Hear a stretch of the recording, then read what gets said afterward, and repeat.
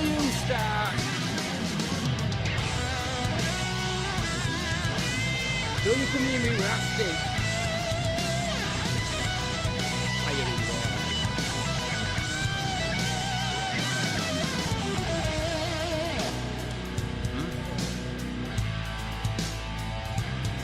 Fire. Come. I changed it.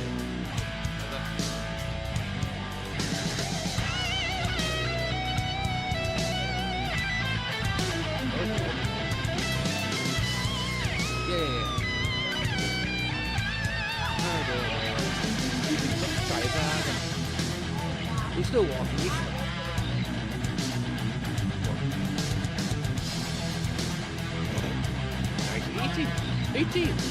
Eat him with that. Not me. Oh wow, someone's gonna keep him in check. Alright, don't you start.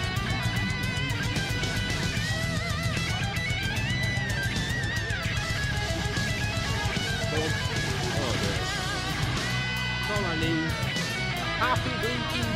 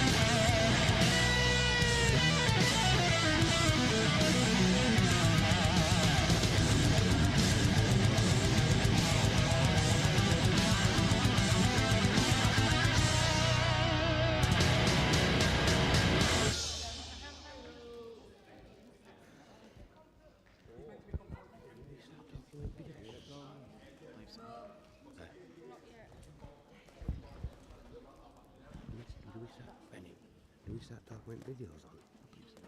Yeah. I think after the first video package. Behave. Right, good evening everyone. Welcome to tonight's show. Just before we get the show underway, just a few words from Avika and Natasha. Hey. Well, it's so lovely to be here and to see you all here this evening. I'm Natasha, I'm the vicar of this church, and just some real basics. We're doing recycling tonight, so we all your tins and everything, please drink them up and then just put them in the cartons or the bins for recycling. That would be amazing. Also, if you need the toilet, it's just that way. And I really hope that you have a super night tonight. Can I just start with a prayer? Lord God, we just thank you. We thank you that we can be here in this church and that you can bless all the stories that are going to be told through the good and bad in the wrestling ring tonight. Amen. Amen. There you go. Bless you. Thank you, Natasha. Right, welcome and good evening to the show. You'll be pleased to know we've got our normal ring announcer back in attendance.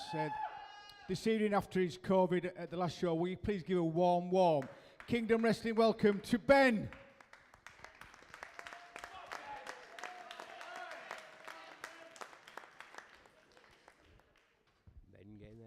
I like the shoes, Ben.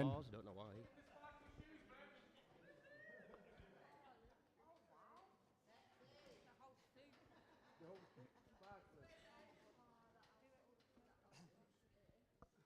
Well, good evening, ladies and gentlemen, and welcome to Kingdom Pro Wrestling. We are live. Welcome to Peter's Now, Church. Here in the house. let's get the show on the road with our first match. The following contest is a triple threat match, and it is scheduled for one fall. This is a new chapter of Introducing first, New Kingdom Wrestling. Who have the name etched in history books here tonight? I'm MC2, joined here by my colleague Bennett. Don't know why, we just dragged him up from somewhere. On the action tonight. Oh, there's Sammy Blue, look. Yep, Sammy Blue's coming out. Welcome to Kingdom Wrestling. Here for a fantastic night of Don't wrestling. you Styling. Don't you.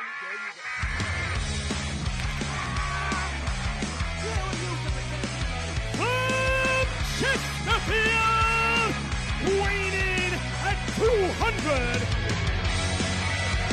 From Kingston upon Hull, weighing at 112 pounds.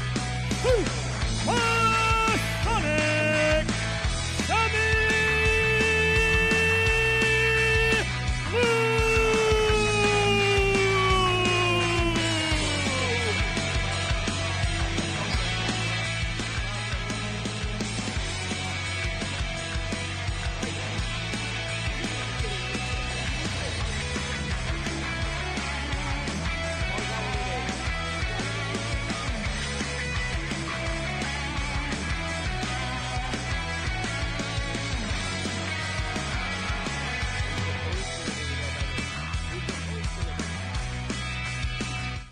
No laughing.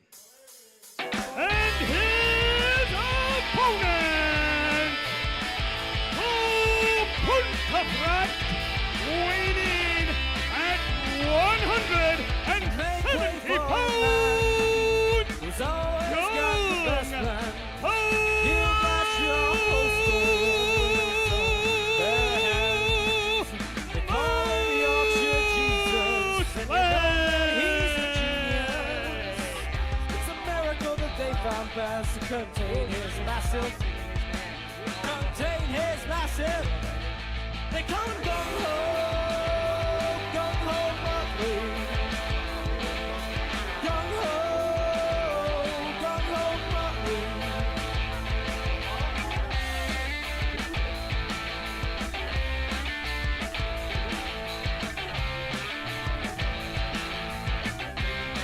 Work together. Just like the rest But of you're going to you. remain that way, eh? I'm stronger. I'm smarter. Now then, better. do. I am better. And their opponent,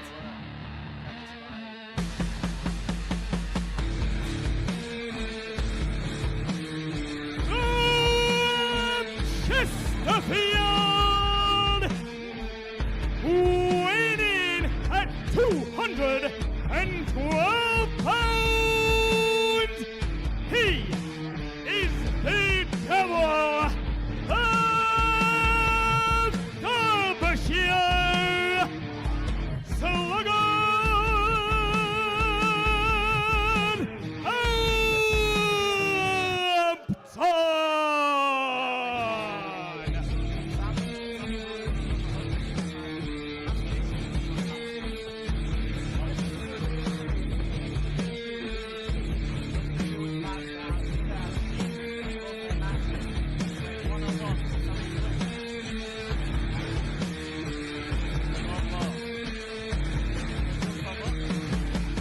Once again. Did he get caught? It don't matter. However, us here and all the audience all saw exactly what happened. But Slugger has to go against both Sammy Blue and Gung-Ho Muttley. Let's just see what Slugger going to do against these two opponents.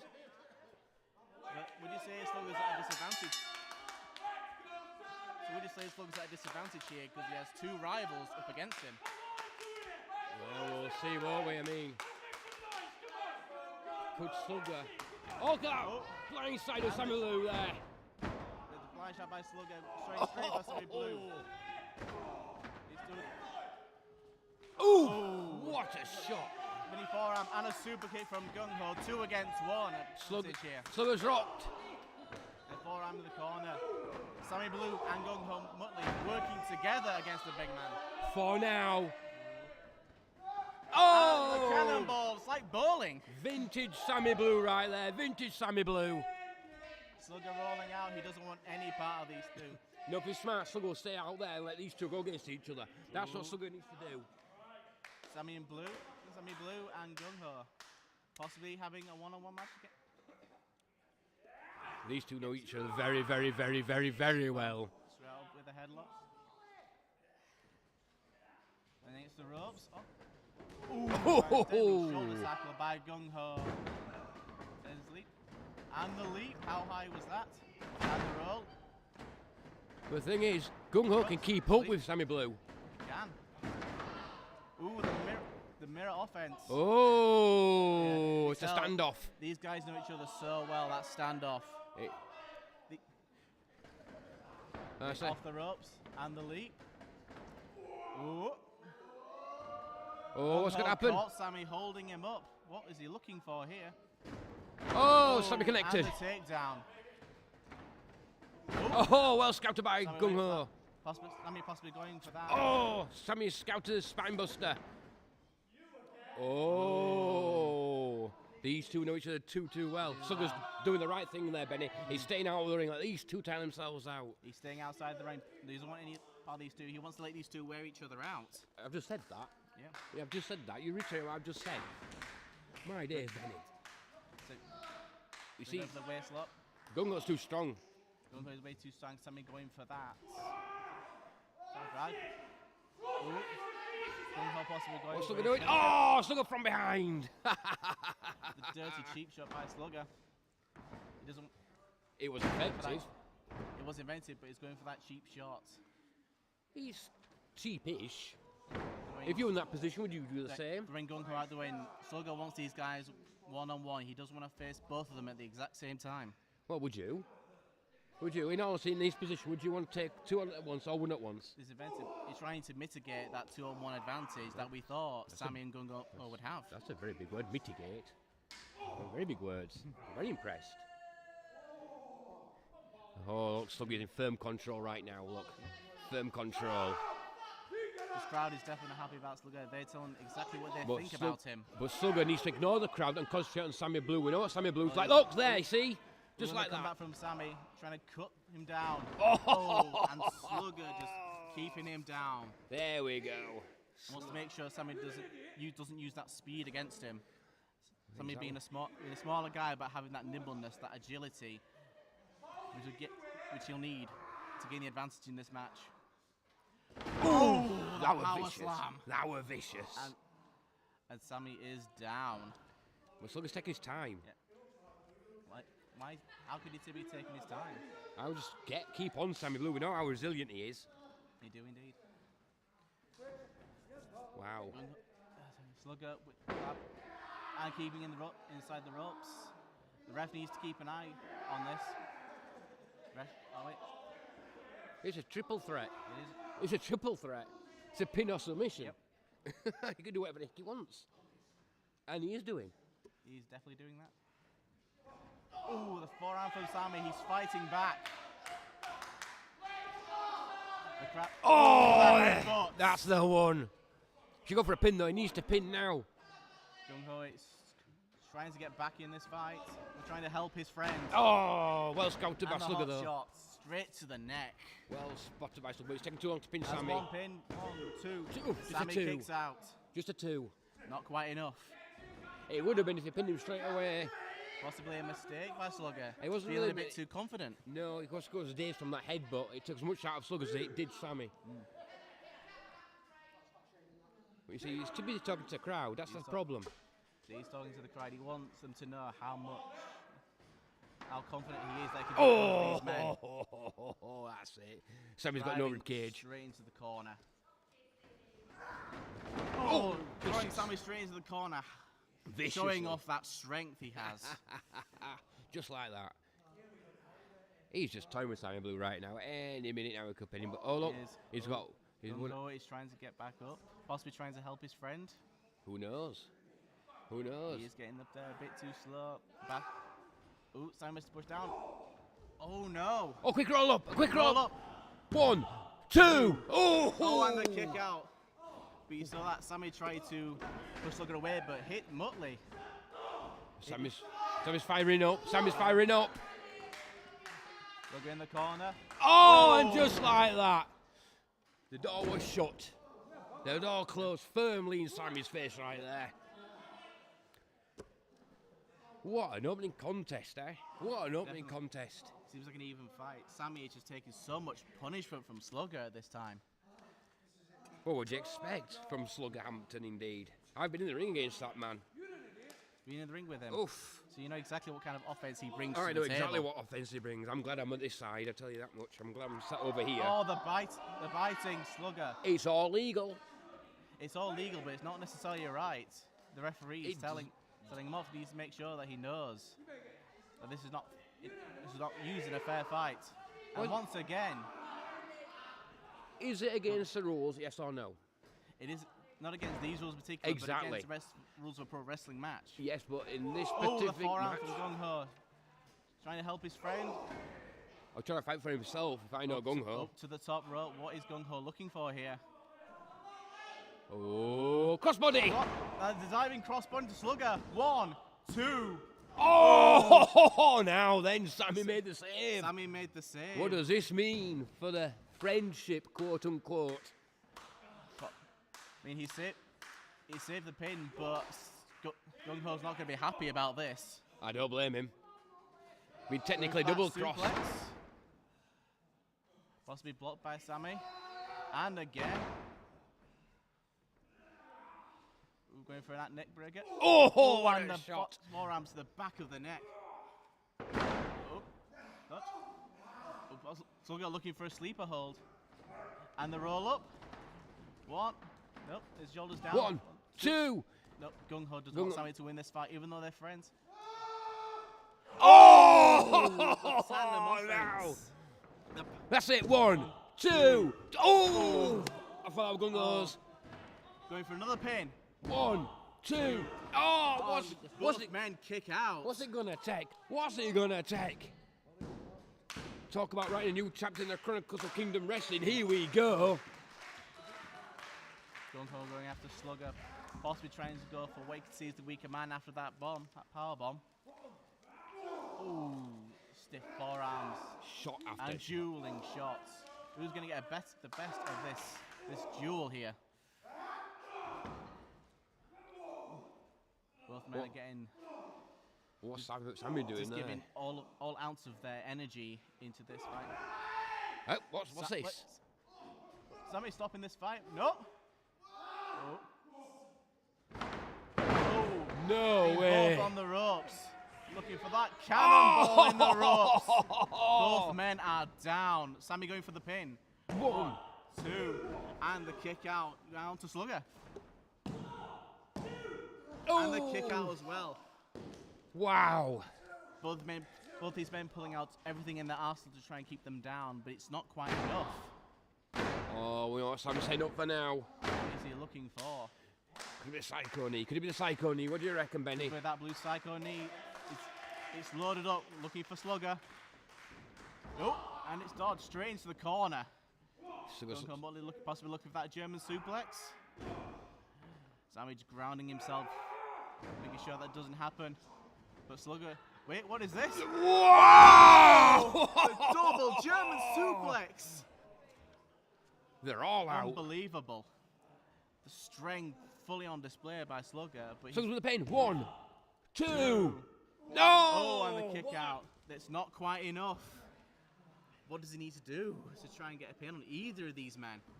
I mean, for Sammy, It's a deep pin. Oof. and the kick out. He's very angry about that. After that German suplex, he thinks he should have had it. He should have had that win. But Slugger does not need to lose his composure now. Going for those clubbing forearms straight to the back of Sammy.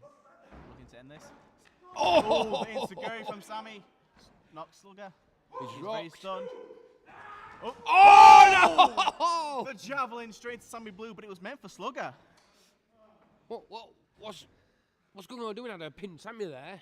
He could have pinned Sammy, but he doesn't. He wants Slugger. After everything Slugger's put him through. Oh, and the headbutt. headbutts. And the super kick. But wait, Slugger's on top One, of Sammy. He hasn't two, noticed. 3. Oh, that's He it. noticed too late. And here is your Is that an upset? The rest of you. Is that an upset? winner, I'm smarter. I'm better. Slugger! I am better.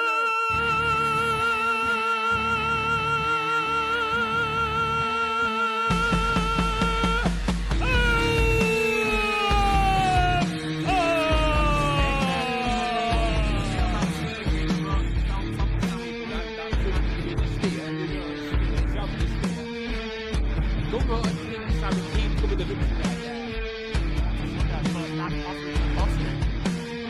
You couldn't have put a nicer person. I'm telling you right now. I'm so happy to see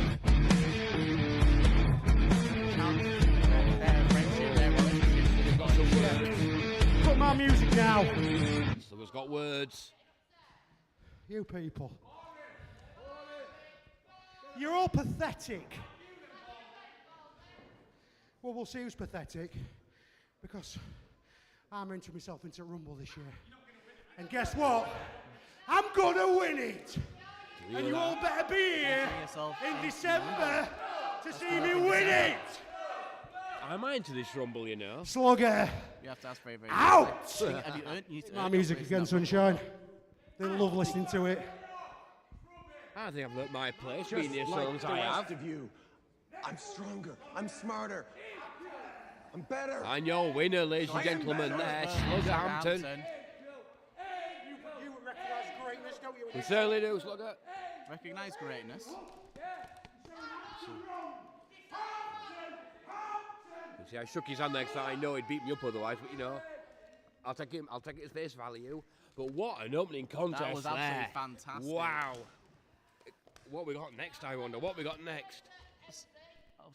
What was that? I Now, don't believe I heard that.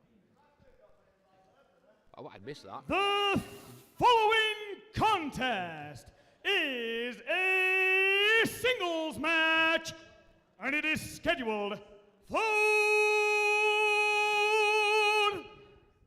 1 fall.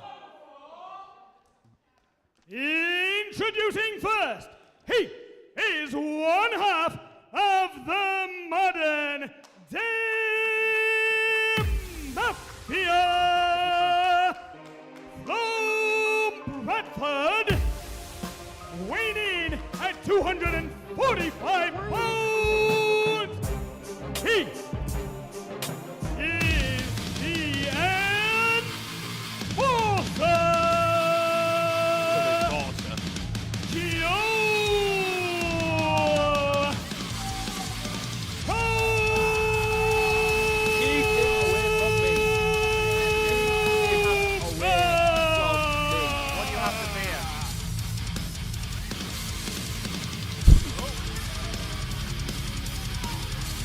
One day, Cobra.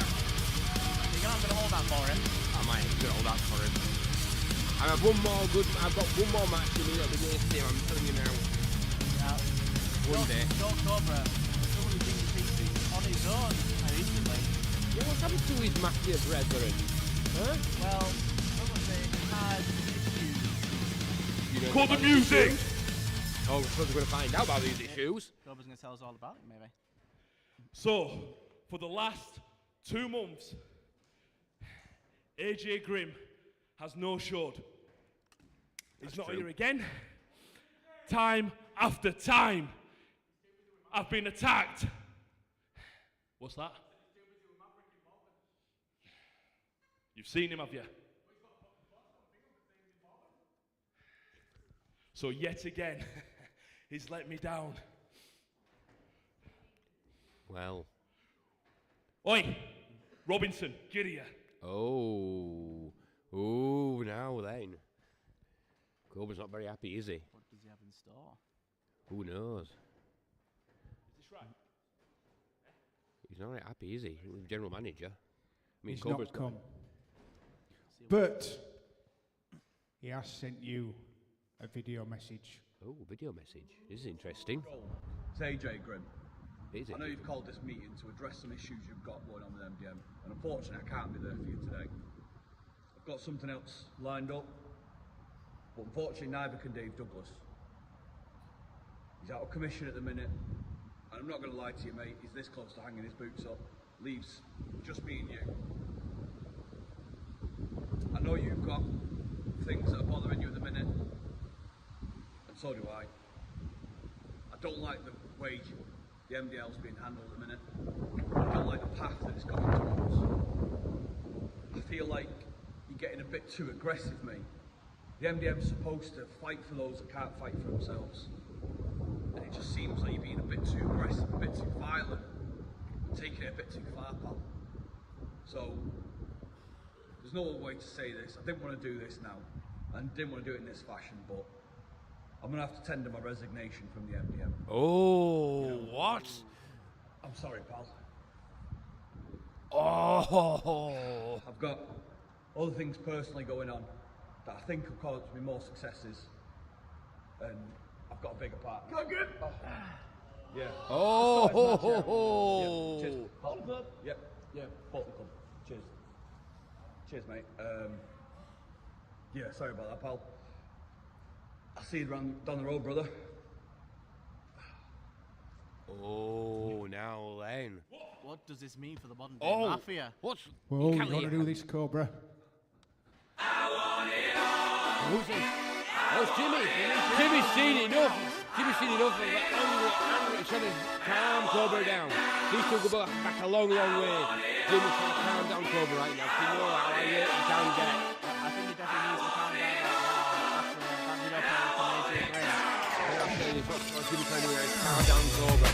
If one man can do it, it's Jimmy Jackson. Of course I knew about it. Oh. I'm the general manager. But, seeing you two are both in the ring, you want to fight? Why? You'll come and do as what I tell you. And you're going to Oh. fight. But let's all make it interesting for you. How about it make it a #1 contender match for the title? Oh, number one Some contender. extra stakes to this fight. What do you Does think to Jimmy that, take his friendship Jimmy? with Cobra more seriously than the number one's contendership? He'll fight. Ben, Or the fighting? come and strut your stuff, my friend. Oh, shake off hands. Oh! Thing is, I believe Cobra wants that title. And Jimmy wants that his title as well. opponent And you heard it here first. The winner of this fight will face from Bradford, weighing in at 183 pounds, he is the star attraction. Oh! Cobra wants obviously cheap shots from Joe Cobra. He wants this fight to start right now. Yes, sir, right now, me, I got told to ring the bell straight away from Ring the the bell. referee. And you heard it here first. The winner of this contest will face the Kingdom Wrestling Champion at the Toyal Rumble. I did. I already rung the bell. I did already. I rung the bell twice then, didn't I? Oh, the coming shots from Joe Cobra. He's not letting Jimmy Jacobs up. Jimmy Jackson, Jimmy you Jackson, mean? not Get Jimmy- your teeth in. Get your teeth in. The star attraction, Jimmy Jackson. Sorry. I mean, just the shock from that announcement is. The Mafia imploding like that, I mean, wow. Oh! He's taking out his anger, his frustration on Jimmy Jackson right now. Wow. Don't mess with an angry Cobra. With an Irish whip straight into the corner. Ooh. He can't go for it again, surely not. Going for that corner. And the roll up. He No. tries to go for the roll up, but Cobra is too strong. Way too shocked and too angry. He's just seeing red right now. Now, how does Jimmy Jackson stop Joe Cobra at this point? If I were Jim Jackson, I'd get out of the ring, but that's just me. I would use my brains. I would use my brains and just get out of that ring and get like 5 seconds breather space. But Jimmy Jackson does also want that title shot. And the clubbing shots. The back elbow. Yes, Jimmy Jackson wants that shot and the Kingdom Championship. You know when I said no, I want one more And match? the big throw. Cobra showing off that strength. Do you remember when I said I just want one more match? Yep. I don't want it no more. As a whole, we can say the back elbow. Jimmy Jackson just struggling Look at to get back into this fight. Look at the welts on Jimmy Jackson's back. Look at his back. Heavy shots by Cobra. What I said about Cobra, letting off all his anger. He brought onto the back of he brought Jimmy the Jackson right Mafia up. The Cobra. I'll give him his dues. He found Dave Douglas and made the pairing. Brought AJ Grimm into the fold. And now And he's a cohesive unit. I didn't like them, but anyway, back to the action. Yep. Oh, and the shot from Jimmy Jackson is coming back with the super kick. Oh, and the side kick to the head, and Cobra is down. Oh, the kick kick up up. from Jackson. He's getting back into this fight. He wants that title shot. He definitely does. Oh, and the standing shooting star. Vintage Jimmy Jackson. And the kick out. Joe Cobra kicking out that shooting star.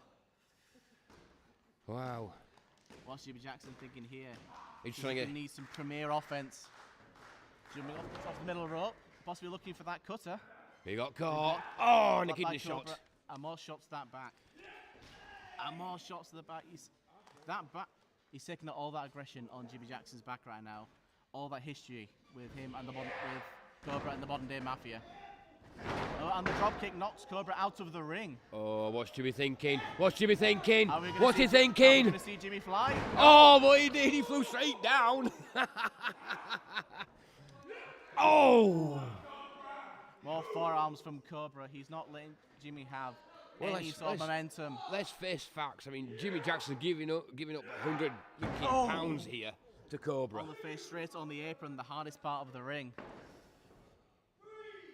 Oh, Cobra going back in the ring and back out. He doesn't want any count-out victories. He wants to continue punishing Jimmy Jackson. This is the most aggressive I've ever seen Joe Cobra. Normally has a little smirk on his face when he's on top, but at the moment I'm just seeing pure anger and hatred. Jimmy Jackson's trying to get back, but Cobra's picking him up. Possibly looking for that snake eyes. Oh! Jimmy Jackson reverses, pushing Cobra straight into that corner. And you said that at the end of the ring's hardest. That still posts harder. That's definitely the hardest part of the ring. Oh! Look at that shot. Jimmy Jackson looking to fly there. Going for that flip straight off the apron. This crowd wants Jimmy to get back in this fight. He wants him to win that championship opportunity. To be fair, this crowd is split because they're all for Cobra. At one point, Jimmy going up to the top rope. Is he possibly looking for that shooting star press? he can't do no. Cobra's on his feet. Oh, the jump and dodge from Cobra. Ooh, the pickup. Sidewalk! Oh, sidewalk slam. That's it. All she wrote. Jimmy Jackson kicking out. He refuses to stay down. If I was Jimmy Jackson, I'd stay down. I would just stay down right now. He can't stay down. If he has even 1 ounce of energy, he will keep on fighting. And this is Joe Cobra's problem right here, right now. He wastes time. He just wastes time. He should be on Jimmy Jackson. Keep him going. Keep on paggering and beating down Jimmy Jackson. Just stalking him like a wild animal. Oh, I would hate to be Jimmy Jackson's back at this point. The continued shot, the continual punishment on that back. The choke in the corner. He let go. Careful. He needs to be careful or will get himself disqualified. See, Joe Cobra needs to follow the refs, what he says. He doesn't want to get himself disqualified. We're going for that clothesline, but the dodge. Oh! And he's Saguri from. But it's only rocked Cobra. Yep, It's only he's rocked stunned. him. Oh! The gut kick puts Jimmy Jackson down on his back, that injured back. I think he tried to go for the high kick there, but just couldn't quite get his leg up quick enough, so the gut was good enough. You know, this is Joel Cobra. He's watched that referee count. He's getting as much time. Ooh! And the senton straight on Jimmy Jackson. But you notice Joel Cobra is trying to bend the rules here. He's trying to punish him for as long as possible. But the Star Trek's still going. So this. Joel Cobra. Yep.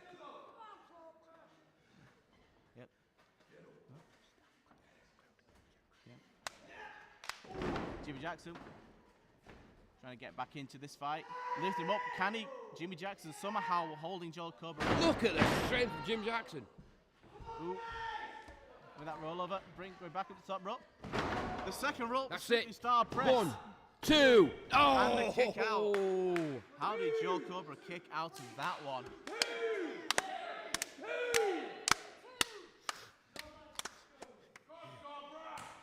Oh, Joe Cobra possibly looking for that choking slam as he gets up. Oh, Cutter out of nowhere! the reversal into the cutter. Joe Cobra is down. That's it. 1, 2. Oh! And the kick out. How close was that? How close was that? What did Jimmy Jacks have to do at this point?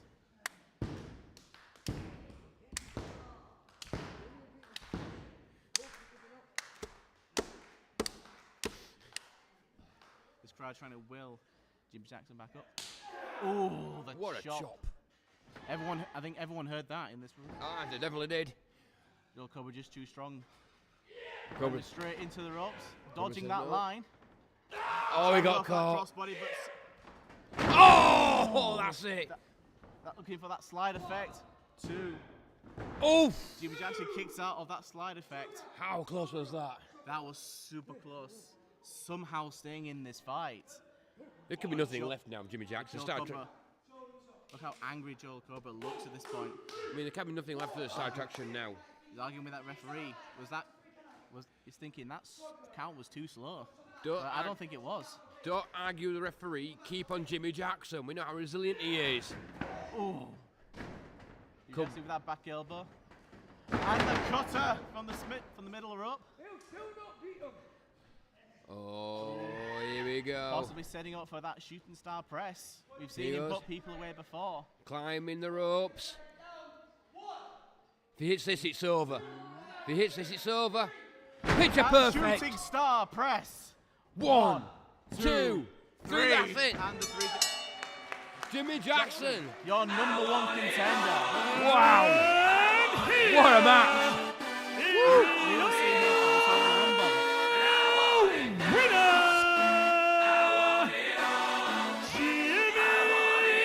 Oh my. Happy about that. He really don't.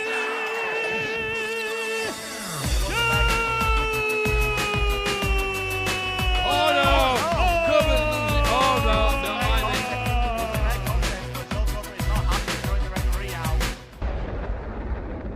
Oh, hang on.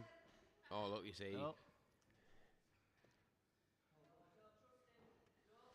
See, Joe Cobra showing him the respect. You see, there we respect to are. the number 1 contender. There you see. Oh, he didn't know. Joe Cobra, what have you done? What's Cobra doing here? What's he doing here? What's Joe Cobra Cobra doing? Goku Oh, driver. He should get out of that ring. Oh, Gareth Angel coming out. guys have seen enough. Trying to see Jimmy Jackson. Possibly got some words for him. Joe Cobra gone too far here.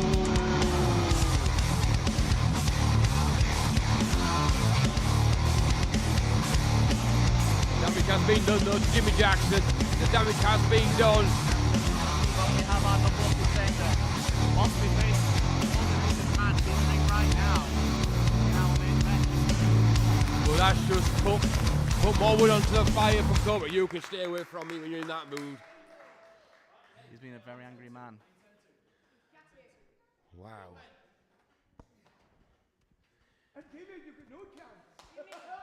Let's hear it again for Jimmy Jackson.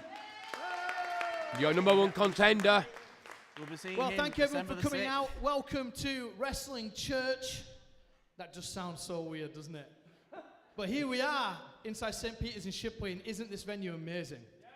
Isn't it so cool?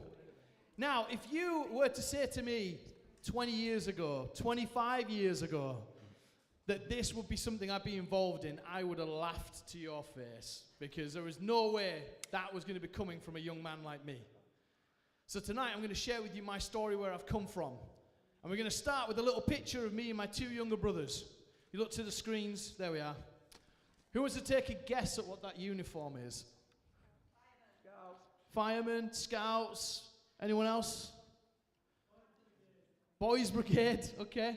Often we get Thunderbirds. Yeah? Kind of like Thunderbirds. that's actually the Church of the Nazarene. So the Church of the Nazarene used to swing by the estate that I lived in with my mum, Braithwaite and Keighley. Yeah, come on. Come on, I grew up on Broster Avenue. Yeah, what school did you go to? Great, I went to Our Lady of Victories. Yeah, cool. I used to go play army in guardhouse because it was the back of the snicket at the top of my... Oh, yeah, come on. Oh, yeah, we got some K-Towners in the house. So they used to swing up my street, bundle us into the minivan, take us down onto top of Fell Lane, and there was a church there, and we'd go in and we'd like learn, a bit like Boy Scouts and stuff, we'd learn how to stitch things and kind of iron things and all that kind of stuff. But that was, I think, one of those things in my life that I look back on and I go, there was something going on there. Because at home, things weren't great. At home, there's me in the middle. The guy to my left is Matty, he's my middle brother, and the guy to the right of me is Damien, he's my youngest brother. I'm probably about 7 or 8 there. And if you look at that picture, you wouldn't know that actually those 3 boys were living in a home where Dad had left when I was 6, Mum used to drink, and I can tell you guys from Keighley, what would happen is I would take my brothers to school. It's not that far on the snicket. And then after school, we'd go into Keighley Town Centre and we'd go to the Cavendish. We'd go to library rooms. We'd go to K2. We'd go to the Rat Trap, which is what it used to be called. We'd go to the Lord Rodney. We'd go to the Red Pig. We'd go to all these pubs to try and find which one is my mum drinking in. We would then get the keys off her. I'd take my brothers back home. I'd feed them, put them to bed, and my mum would come home later in the night. I'd feed her and put her to bed. Her favourite meal at that time of night was a cup of soup with croutons. That's what she wanted when she wanted to get put to bed. What that also meant was because my mum was in the pubs a lot, she was drinking in there, she was working, cleaning in there, and then drinking the wages. It meant that on weekends she would leave us with random people. Sometimes that would be family friends, or it'd be people that she knew from the pub, and sometimes it would be family members. And at the time of this picture, I was actually I'm not going to say exactly what, but there was an older male cousin who did some pretty horrible things to me on weekends, round about that age. And did nothing to my other brothers, but he did to me, and it was really, really horrible. I know there's kids in the room, I'm not going to say it, but you can read between the lines here. I remember when I first told my mum about this happening, because ironically, it was November 11th, 1995, and there were poppies everywhere. And here we have some amazing poppy displays here in the church that have been put up over the last couple of days, and it's reminding me of this, is on that night I told my mum that this had been happening. The police came, they took me to Airedale Hospital, they checked me over, and I got a voucher to go to McDonald's and get a Happy Meal because I'd been so brave. Yeah. My mum has that in her house still today, almost like a badge of honor. My son was so brave. The reality is your son should have never been in that position in the first place. Let's be honest about it. That happened. I then went back to school after a break, and my brothers had told everybody what had happened. So I started getting bullied. I then became a victim again. I was being beaten up on my way home from school. My only escape was actually going to my grandmother's house, Gladys, the Welsh dragon. And we would sit on a Friday night, and we would watch World of Sport Wrestling, Mick McManus, Big Daddy, Giant Haystacks, and then we'd turn on the WWF, and I'd be watching The Rock and Stone Cold Steve Austin and the Hardy Boys, and I'm watching these guys, and I'm like, I wish I was like them, because then I don't have to deal with what's going on at home. And that was my escape. And my grandmother was amazing. She bought me books on dinosaurs and bugs and the human body, and she prayed for me, and she was a devout Catholic woman. She had more pictures of Mary in the house than she had of her own kids. You know, like all these little trinkets and stuff. And that was my escape. Wrestling was my escape. My grandmother was my escape. Got to secondary school. I went to Holy Family. And as I was at Holy Family School, the bullying continued. I was kind of in and out of classes. I was often getting put in isolation for bad behavior. Obviously, I'm still struggling with all the stuff that's going on. And then at the age of 15, my mum came home drunk, and she goes, Gaz, you're a grown man now. Out you go. And she just threw me out on the streets. My grandmother had gone to Wales for the summer, and so she wasn't around. None of my family members took me in. And so I ended up going around the streets of Keighley, bouncing around until I eventually found myself a warm place to sleep, which was in this biffa bin at the back of Curry's. And I spent 8 weeks in that bin. I would go into Woolworths when it was open then, with the doors on either side. You could go in one door and get out the other, and I could run through, and I could put tins of beans and stuff in my pockets. I had the big dirty mosher pants that I used to wear back then, with the big pockets. I used to get all the food in, run out, and then go open the tins on the corner of the walls and drink it cold. Because that's what I had to do. I had to survive. Got to the age of 16, 17, and social services got involved. They moved me, and the council got involved. They moved me to Abbey Lodge Hotel, which is just around the corner from here. And I spent a few months in the basement of Abbey Lodge Hotel, using a food bank before food banks existed, just down by Carnegie Dentist. There was a food bank there. And then I got picked up by a guy called Angus McNabb, who signed me up to this hostel called Bradford Foyer on Manchester Road. So now I'm staying in a hostel. And you would think, okay, you're out of the skip now, you're out of the hotel, you've got a roof over your head, everything's good. But let me tell you something about that hostel. It was not the best place to be. There were people in there who were self-harming. There were people in there who still had issues with abuse and other stuff. There were people who were drinking, stealing from each other, fighting. And admittedly, my love of wrestling still hadn't gone away. Me and my mate Steve Spenceley, otherwise known as Diego, we used to wrestle in our rooms and get told off by the support staff because I once pedigreed him through a bed base. That's another story. Simon's going to be in our podcast. He'll share that with you, which is awesome. But we were there. People used to come and bring things into us. So the Life Church used to come and used to teach us how to make meals. One of those, my favorite, being a corned beef hash, which I still make to this day. And it's amazing that you're here tonight to hear this in person, because you were one of those people. And that was awesome. We had the church, again, kind of stepping into my journey and stepping into my life. And you always invited me to church, and I think I was just a little bit like, yeah, whatever. It's cool. It's all right. So I didn't engage with it. I started seeing a girl while I was there, and we kind of got on our feet, and I moved back to Keighley. I was living just off Devonshire Street, got myself in a house. I worked a few different jobs. I worked the hot meat counter at Morrison's. I worked in Subway. I worked in Domino's.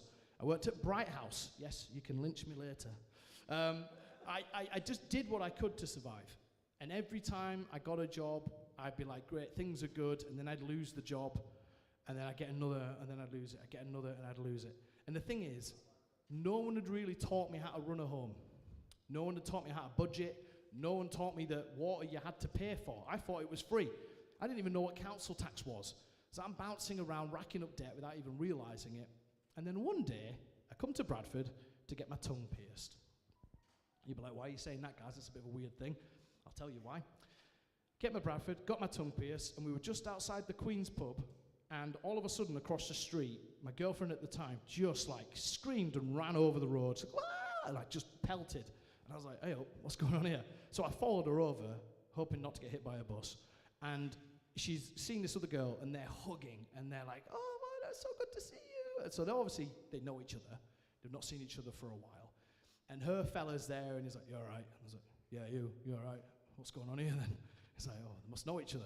It's like, yeah, must do. And then it turned out they knew each other, they were all friends, and they invited us back to theirs for beers and Call of Duty and pizza. And I'm like, yeah, come on, let's do that. So, next thing you know, we're up in BD4, just off Wakefield Road, and we're at this house. Everyone's eating pizza except me, because my tongue was too swollen from it getting pierced. So I'm drinking soup, warm this time. So that's good. And we get to strike up a friendship with these guys. They were called Donna and Eddie Teal. Became really good friends. Every other weekend we'd come over, we'd hang out. And then one morning, I was a little hungover, and they said, do you want to come to church? I was like, hey, what? Do you want to come to church? I was like, all right. I can sit at the back and sleep through it, have a coffee, whatever. Be all right. Next thing you know, we're rocking up to St. John's Church, Bowling, just on Wakefield Road. That was a roundabout. It's not a roundabout anymore, is it? It's like a through-pass thing. Yeah. So we're rocking up, and we get there, and we walk in, and now I'm expecting what used to happen at Guard House. I'm expecting Father Michael to welcome me as I come in, maybe to have the organ on, I was a choir boy at school. I'm expecting the choir there. I'm expecting pews, big wooden pews, big thick Bibles. When we walk in, it's like open seating, just like this. There's a bean bag at the back, and there's kids running across and backflipping onto it. And I'm like, what is this? And there's a live band. There's a drum kit out. And I'm like, this is pretty cool. And Howard Aston, the vicar, shakes my hand, walks me up to the coffee station. You look like you need a coffee. And I'm like, someone's in your ear. Yes, please. I'll have a coffee. And then we get into the service. Now, you might look at me now and be like, oh, you're pretty confident, whatever. I didn't sit on the front row, okay? I wasn't that eager. I did sit on the second row, though. And I sat on the end, so if I needed to scoot out, I could. And I'm like, we'll get through this. It'll be cool. And the vicar comes up, he says a few things, and then we go into some worship time, and the band's playing, music's playing. And they're singing these songs. Now, what happened next is I'm stood there singing these songs, and they're singing about love, and I find myself absolutely sobbing. And I'm trying to stop it. I'm trying to put on the harmon act, and I'm like, I'm not going to cry. You're not going to see me cry. And before I knew it, I am ugly crying. I'm like, girlfriend's nudging me. What is going on with you? Got myself together for the preach. Cannot remember what Howard said. But at the end of the service, I'll never forget this, a guy comes running over, taps me on the shoulder and says, I can tell you why you were crying. I was like, first off, mate, you didn't see me crying. Nah. I ran over, I'm sweating. I wasn't what you saw. No, but I can tell you why you were crying. All right, okay, amuse me. Why was I crying? And he said this, and it's always stuck with me. You've just felt love for the first time in your life, and you didn't know what to do with it. He was right. Nail on the head. First day at church. It's a bit deep, but he was right. And I was like, so what do I do with that? And he said, give this thing a go. Give this thing a shot. There's a photo here of 16-year-old Gaz as I arrived at that hostel. There is darkness in that boy's eyes. But actually, for the first time in that church, once I'd got past all those tears, I felt a little bit of hope. I felt a little bit of, there might be some life stirring back in this old boy yet. I say old boy, I was early 20s. But I started giving it a go. I went to a home church where people would kind of get in each other's homes and they'd read together the Bible and they'd pray together and support each other, and we struck up a friendship with so many people, particularly these guys called David and Rose Kendall. They were amazing, and time goes on and me and the girlfriend are like, okay, let's get married. So we decided to get married at the church. Now, at the time, I looked a bit gothy, all right? I'll be honest with you. I had black and purple hair with a streak across the front, like old school Seth Rollins, purple across the front. So the wedding had to be black and purple. Like, that was the only colour code we could go for. And we're there in the church, we're getting married, and my grandmother's there, Gladys, the Welsh dragon. She's had dementia for a couple of years at this point. She started to forget who people were, but she was there. And I remember this, midway through the service, randomly, she just shouts out, Gareth, thick Welsh accent, wash that purple out your hair, you look stupid. It's like, what is this? What is this? But there was my gran, and that day she was more herself than she's ever been. We just move on to the next photo here. This is outside the church at the wedding. Now, that's my grandmother. I even had the purple cravat and the purple flower. Like, I went all in on the colour. Purple stuck with us ever since. But I don't know if you can see near my groinal region, there is a little red handle there of a wheelchair that my grandmother sat in. As this photo was being taken, that is not a smile, my friends, that is a grimace. Because my gran decided, as that photo was being taken, to wheel her chair backwards. The handle hit me in the groin, and as they took the photo, I'm like, yeah. She wheels it forward, looks over her shoulder and goes, ha ha, I got you. Off she wheels. Ha ha, Gareth, I got you, you fool. Anyway, off she goes. And my mum took her home. She wasn't very well. And I had the hotel for the wedding, and the next morning I'm getting a shower. My phone's ringing, and my new wife at the time then walks in and goes, guys, you need to answer the phone. It's pretty serious. I was like, okay. Can't be that serious. Like, no, you really need to answer the phone. And it was my youngest brother, Damien, in floods of tears. And he says over the phone, Gaz, Nan's dead. She'd gone home that night. She'd gone back to the flat that she was staying in, and she passed away in her sleep. It turned out she'd had an infection, she was dealing with a few different things. Obviously, she had dementia for a few years and she was quite old, so it was understandable that that situation had happened. But for me, in that moment, I'm there thinking, well, I've just got married. This is supposed to be a great day for me. I'm a Christian. Bad things don't happen. And I'd got it all completely wrong. About 6 months later, turned out that my girlfriend at the time, now wife, had been having an affair with a friend who was taking me to wrestling training, and a guy that I used to work with, and I let him live in my house, and then she threw me out, and then I lost my job, and within 6 months, I'm now living in a box room in a house on Paley Road in Bradford with nothing. What would you do in that situation? I got angry. I actually reverted back to the stuff I used to do when I was younger, because that's all I'd ever known at that point. I tried a few different things. It wasn't working. Go back to surviving. That house was actually across the street from Jimmy Jackson, who's here. And Phil Robinson, our general manager, he used to come by our house. He used to pick me and Jimmy up in the car and drive us to a wrestling show, and we'd bring our gear, and we'd beat each other up, and then we'd come back and we'd sit in my kitchen, and we'd be like, oh yeah, my life is back tomorrow. I've got to go back to this tomorrow. Wrestling was still my escape. But I struck up a friendship with Jimmy and Phil. Even to this day, it's still here. Those are great guys who've helped me out for years of my life, but it wasn't working. Things were wrong. But then a new guy came into the picture. His name was Dave Kendall. I referenced him earlier. We were friends, went to the home church with him. Now, Dave is a very brave man, because what he did was he showed up to that house, literally kicked the door in, which is brave, because I'm not small, and I'm a wrestler. So in he comes, and I'm a scrapper. I'm from Braithwaite. He's very brave. He's a very middle-class man. I don't think he's ever been in a fight. But here he is at my kitchen table, confronting me and saying, I need to help you sort your life out. And he put this book on the table called 12 and a Half Steps to Spiritual Health, written by the vicar of the church, Howard Aston. We're going to go through this book. Now, in this book, you get to step 3, step 4. It's kind of based similarly to the Alcoholics Anonymous situation. You then go over all the stuff that's happened in your life, and you go to those that you've hurt, and you ask them to forgive you, and you go to those that have hurt you, and you forgive them. And that was a big, big deal. So I met with my mum. We had a very long and frank discussion. She's a part of my life now. We have strong boundaries, but we don't talk about my childhood because I've forgiven her for it.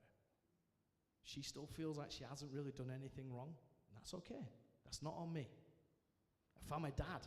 This next picture here is me and my dad together at a wedding, and me and him have a relationship to this day. It turned out he'd been living in Parkwood Flats the whole time, so he knew what was going on at home. He'd seen everything that was happening, but his mum, him and my mum hated each other that much that they just couldn't bring themselves to be in the same room, and so he stayed clear. But now I've got a relationship with my dad, and you know what? We sat in Witherspoons, and we had beers, and there were tears, and we hugged, and now we're like, Dad, line in the sand. We move forward. You're still my dad. That never changed. And now we've got, you know, again, with boundaries, it's not the best relationship, I'll be honest, but he's in my life now. I got back with my wife for a bit. There were further affairs, and we got divorced. You know what? Forgiveness doesn't make you a doormat.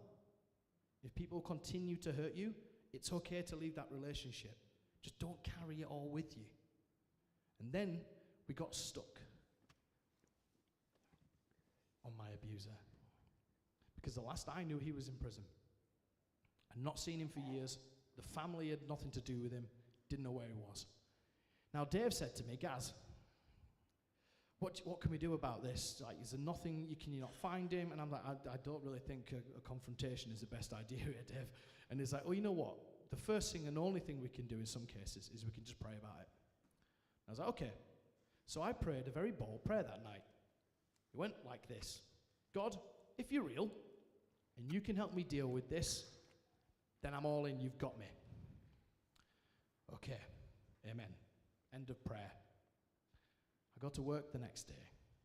Now, at the time, I was working at CEX, when it was up by McDonald's on the high street, full of dirty moshers that look like me, and they all smell like I do after a long weekend. And I'm working on the till, and the queue's out the door as it always is, and then he walked in and joined the queue. This is the day after I'd said that prayer. Now I'm confronted with this massive flood of emotions. I'm angry, I'm upset, I'm scared, I'm confused. There's a nervousness, there's a tension, there's a what is going on. And he's coming down the queue. And I'm like, I'll avoid him. I'll take my time. Maybe I'll do this. Maybe I'll go for a break. I had to stand face to face with him over the counter, and I had to serve him. Serve him. That's a big deal. Took his DVDs off him, got the discs, cashed it through the till, and as I held my hand out to give him his change back, we locked eyes. And he saw just as much fear in me as there definitely was in him. And I held his hand, put the change in, I looked him in the eyes and I said, I forgive you for what you did.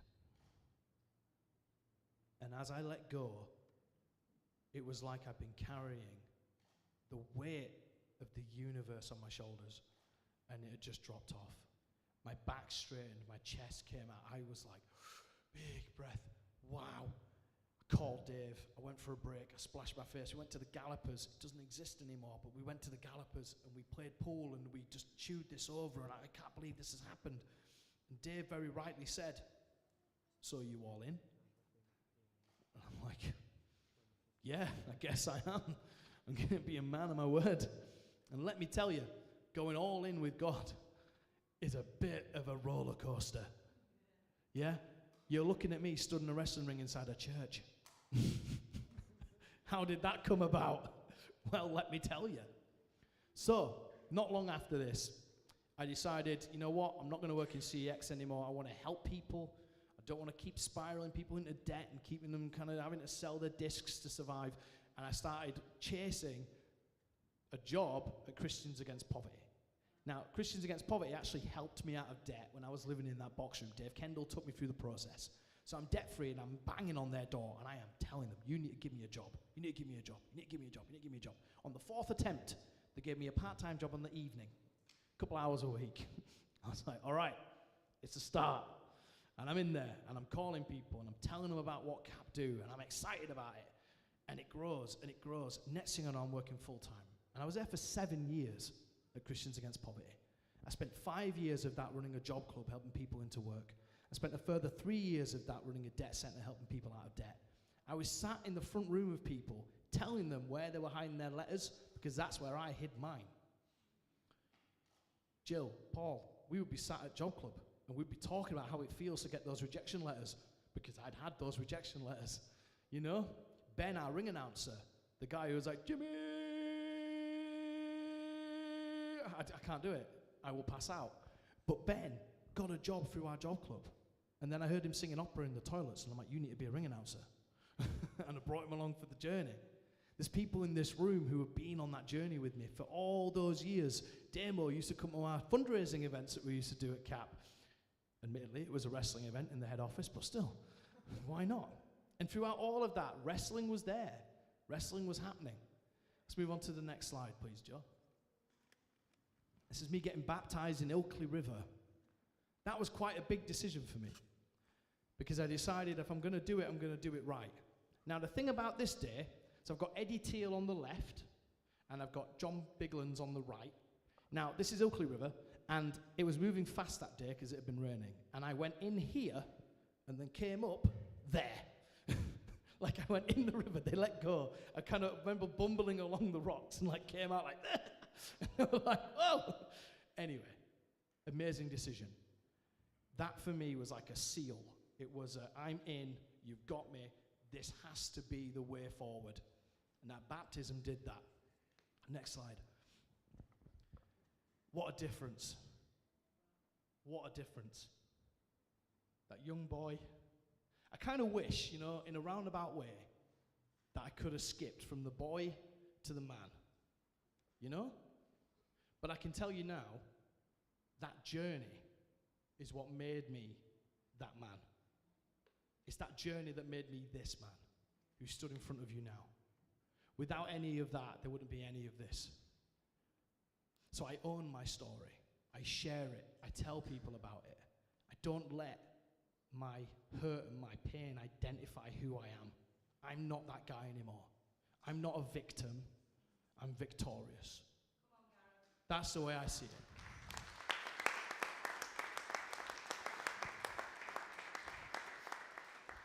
Next slide. Here we go. So, I believe that when you give your life to God, that when you take that shot, you go for baptism, you go all in with God, and you're like, start again, make me anew, make me refreshed. He restores to you the things that the world has taken. I truly believe he does, because I stand before you now a father. A man who was fatherless is a father. I'm remarried to Beth. I've got girls. Come on. Bella, Isla, got another one on the way due in February. Another girl, by the way. Yeah, it's good. I got to say this now while Natasha's here. I've got to say thank you for letting me hire that back room, because that's my man cave. You know where the training school is with all the little wrestling figurines in there and the PlayStation? That's where I go to get my testosterone fix, ladies and gentlemen. But there is too much estrogen in my house, including the cat, because she's a girl as well. But yes, you feel my pain. Yeah. But God has restored that. And I can tell you now, those girls are growing up in a family that has no debt, where I work, where there is no abuse, where there is no alcoholism, where a dad is present, and where Jesus is the center of that family. And that is the best setup you can have.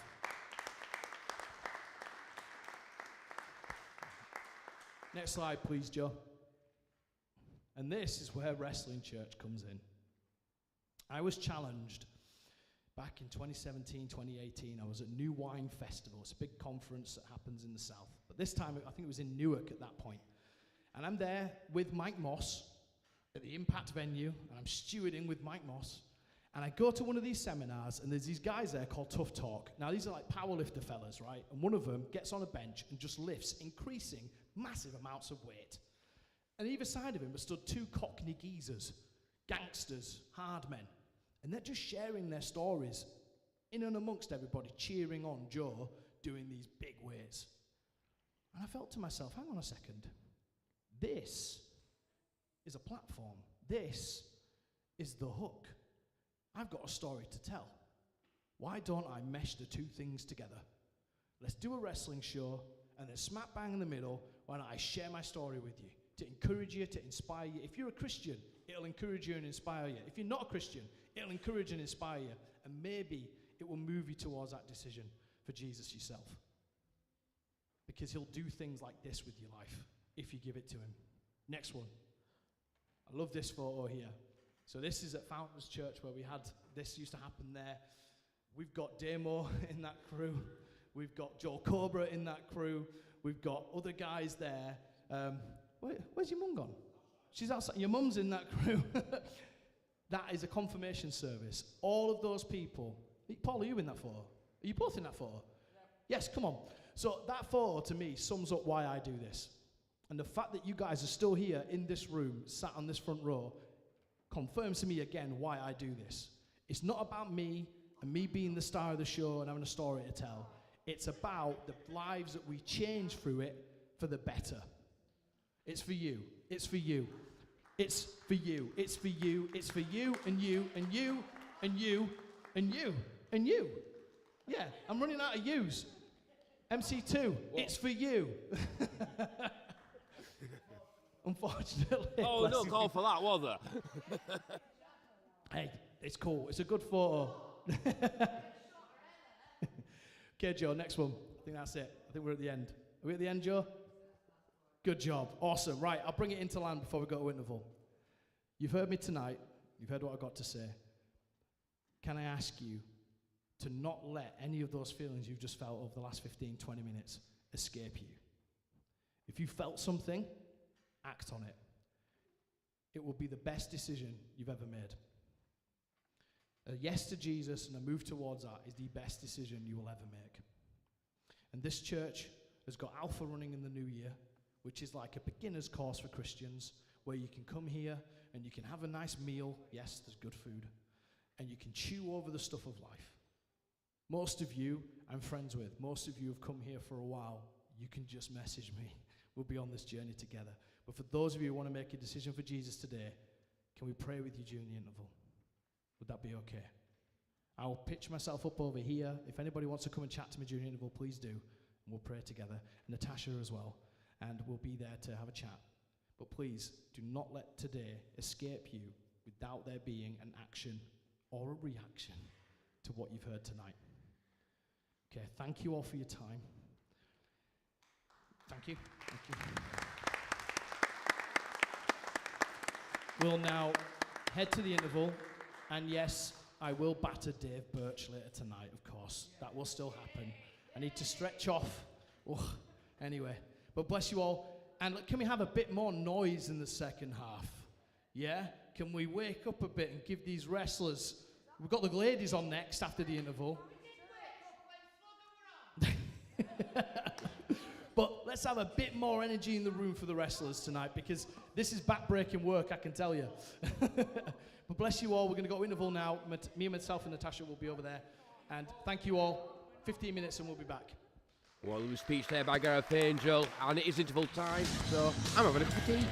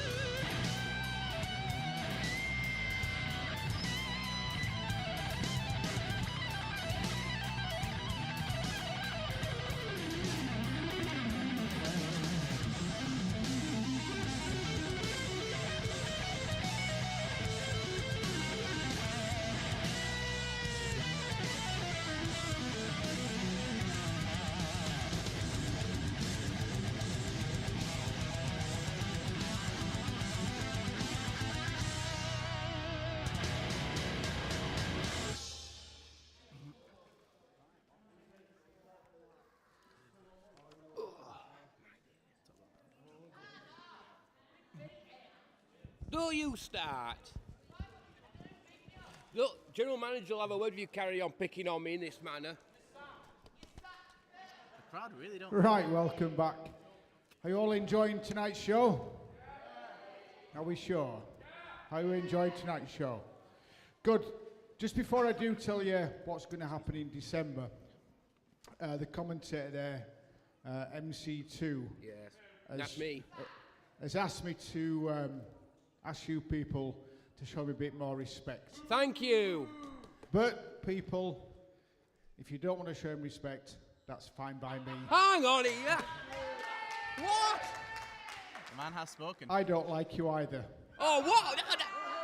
Tell him, Benny. Tell him. Right, just not to going against give you the the heads general up, the manager. next show is actually on a Friday evening. It'll be Friday, December the 6th. And on that show, there'll be a 30-person rumble. Can't say 30-man rumble, I've got to say 30-person rumble. But what we'd like you to do on that particular show is bring a present along with you for a boy or a girl. And then what we're going to do, we're going to take all the presents down to Airedale Hospital for the children who are in Airedale over Christmas. So if you want to bring anything you want, it doesn't have to be expensive, it's a nice little toy, and we'll take them down to Airedale Hospital before Christmas. So, if you'd like to raise your... You would bring him coal. Where's he gone? I thought you Ben, would bring are you coal. there? Wow. Oh, he's there, look. In his fancy new shoes, will you welcome back our ring announcer, Ben? We love you, Ben. Right, we're on to our first match of the second And half. if you want to pick on MC2, Are you can ready? pick on him as well, Ben. I think I've been insulted again. And I shouldn't be here for all this abuse, you know.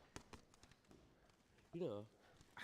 Now, the following contest is a singles match, and it is scheduled for one fall. Introducing first. Who's coming out first? Yes! Now we're talking. Now we're talking.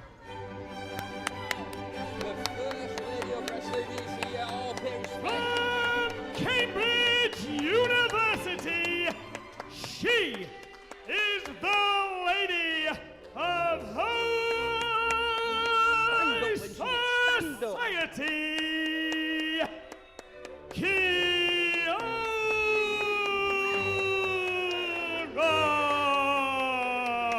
You should be standing over the lady of wrestling comes I'm around. not standing up. However, we have to mention that Kiara was once the Kingdom Wrestling champion, women's champion. Yes, she at one was point. the better champion than Leone ever will be. However, she's not the champion this time. However, this match is for the number one contendership for Leone's women's championship. Yes. The lady of wrestling there, Kiara. Gracing us with her presence. Look at that pirouette. Just poetry emotion there. Poetry emotion. Applaud her then, applaud her. Who said that's so disrespectful? However, her opponent tonight won't be an easy challenge. So we've not quite seen the Kingdom Wrestling yet. We have not seen this style, but Kiara can take anybody on. Oh!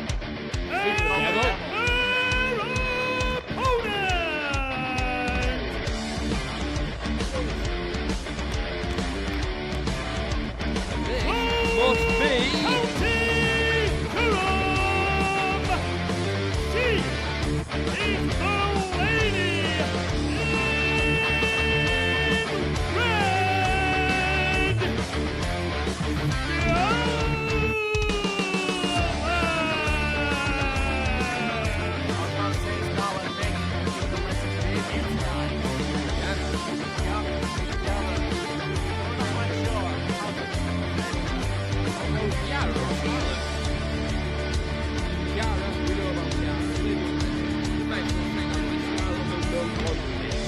full of energy, bouncing around.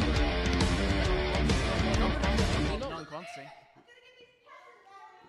Listen to Kiara now. Listen. Ready? Yes. crowd is... MC2, you're the only one that's cheering in this building. Well, they don't see greatness like I do. Oh, you start cheering now, Benny. I didn't start cheering, but the crowd booed by the cheap shots on Kiara. Obviously not pleased with that reaction. Looking in the clothesline, going for that axe handle, but the kick to stop it.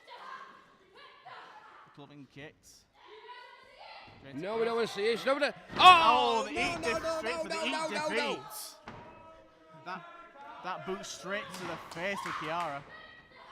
Not that perfect face. Possibly going for that DDT, but the reversal. Oh, here we go. That straight lariat, straight to Scarlett. And a big elbow. The elbow drop.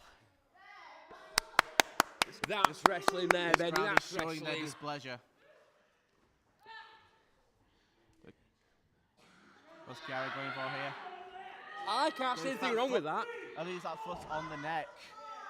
The referee's telling her what, needs to try and keep an eye out. What was the count for she there? doesn't want to be disqualified, particularly for this #1 contendership match. Yeah, but what were wrong there? I didn't say anything wrong. You saw nothing wrong, but obviously the referee did. Oh, what an Irish whip. Irish whip straight into that corner. Kiara just posing for the crowd. Disrespectful crowd. He's displaying that possibly that arrogance. It's not arrogance. Ooh, straight kicks. Them just kicks up with authority. There we go. That foot on her neck, trying to choke the life out of her, but no. They say she needs to be careful.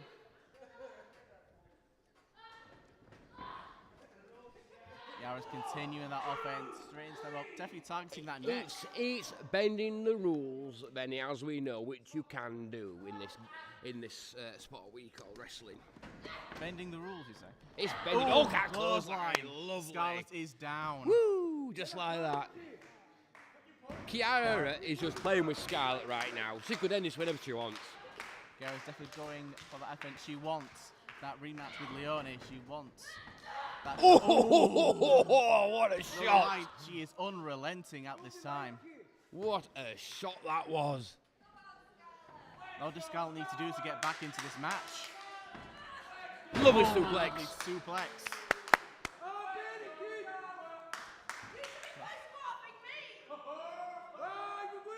Kiara's definitely keeping more attention to the crowd than her opponent. It could cost her. Well, he's right. She's right though. I mean, why take a picture of the ugly crowd when you've got, you know, the princess of wrestling right there? Straight back onto the floor. Oh!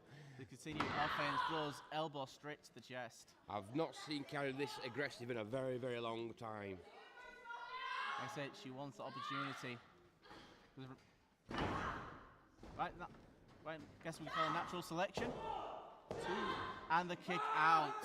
Not quite enough. It's just a matter of time, Ben. It's a matter of time, that's all. But Kiara is doing one thing which I would advise her if I was there not to do, and that's concentrate on the crowd. Concentrate on your opponent. Like we say, Scarlett is an unknown quantity in Kingdom Wrestling. Plus we're going for another suplex. Scarlett is fighting back, not going up so easily. Oh, no. Suplex back to Kiara. No, not like this. Not like this. Guess the sort of face busters, but nope. Oh, here we go. Kiara's having none of that. Driving her head straight into the mat. If it works, it works. Yeah, that was a cheap shot. No, it wasn't a cheap shot. Not from my vantage point, anyway. Scarlett's trying desperately to try and get back into this match. Kiara arguing with the referee, with the crowd, with everyone at this rate. Like I say, if I was there advising Kiara right now, I would tell... No! Oh, and a face buster! No. Scarlett is getting back into this, a face buster to Kiara, back into the corner. With that line. Scarlett is trying to will herself back into this. Ooh, the back elbow straight to Scarlett. Just too much experience. Too much experience there. Seeing that experience game is coming in clutch for Kiara. A bit more ring awareness, getting that back elbow Exactly, you see. But lots of trash talk from Kiara, not quite going for the pin, not trying to get the job done. Well, look, you see, it's just a matter of time, like I said. Don't need to worry about the referee. Yes. That was just horrible. Because she's definitely targeting that neck. She wants to end this as quickly as possible. Kiara just raking her eyes on the ropes, using those ropes to her advantage. And why wouldn't you? Why wouldn't you? Oh! Leg drop. Lovely. 1, 2. Kick out. Oh, no. Scarlett is still in this. That leg drop back onto that neck that Kiara's been targeting this entire match. Who paid this referee? Obviously he can't count properly. Those were just normal counts. Oh, on the ground, Kiara just... I mean, those fists just getting more frustrated every time Scarlett kicks out. I've not seen Kiara this aggressive in a very, very, very, very long time. Normally she toys the opponents, but today she's super aggressive. She wants to get the job done. Reminder, the winner of this bout will face Leone in the next show in December. And do you know what? Do you know what? If it's possible, I would so want Kiara to win, because remember, Leone still has my title. She still has your title. She still has. Oh, no! God breaker! No, no, no, no! Scarlett is getting back into this. Kiara gave Scarlett that kicks opener. to the head. Going off the ropes. How that cutter. Kiara is down. No! 1, 2. Oh! The kick out. Only 2. Maybe that referee can count properly then. Kiara just digging down deep, trying to keep into this fight. Come on, Kiara. I mean, I'm being unbiased, but come on, Kiara. Oh, the rake in the eyes. The referee needs to keep a watch on this. I will clean my glass. I didn't see a thing there. Oh, the drop kick. Scarlett is now down. Kiara still toying with Scarlett. Ooh, possibly going towards the top rope. Wait, what's Kiara planning here? Some high-risk offense. Scarlett getting back up to her feet. Ooh. Oh, the lovely. Diving back elbow. That's it, it's Scarlett done. is Done. 1, 2, 3. Yes! Yes, yes, yes, yes, yes. But I'm not biased anyway, but yes! Leone, you're going to get what's coming to you. Yes! Is your winner, Kiara!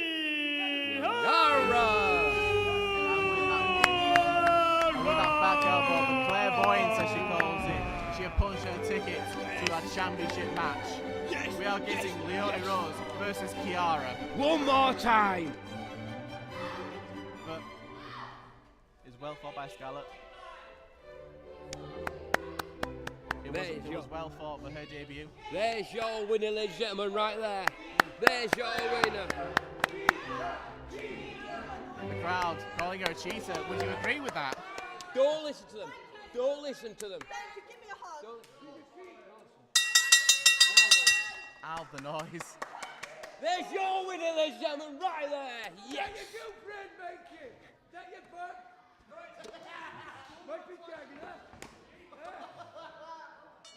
It sounds like you're happy with that win. No, I'm not biased. Absolutely impartial. I'm not biased at all. But it was a fantastic effort from Scarlett. A round of applause. Yep, but she lost.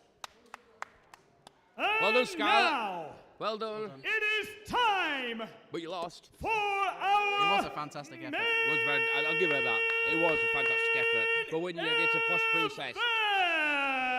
event. Whew, I'm worn out now.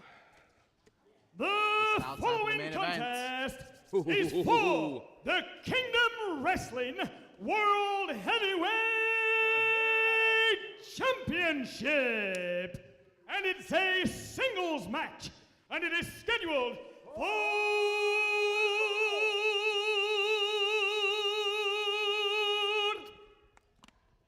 1 fall. Oh, you love the showmanship there.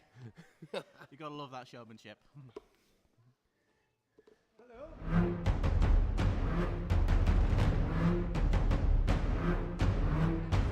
Well then, here we go. The Star Killer versus the Angel. Very bold protection for Star Killer here.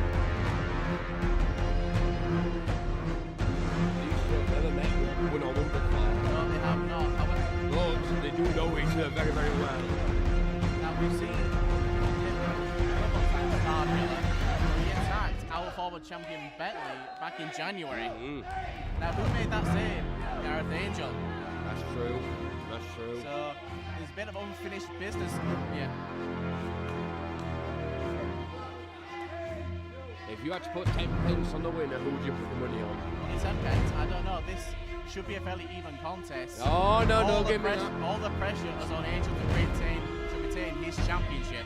10 of the King's shiny pennies. Who would you want to win? I mean, I'm not putting any bets. However, Oh! we would have to get into that champion's advantage. Well, is that the championship advantage to Mr. Angel? Speaking of the devil himself, Mr. Birch, got all the work to do.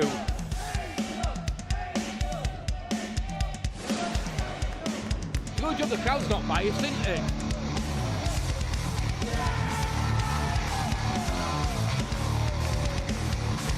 there he is, our Kingdom Wrestling Champion, Gareth Angel.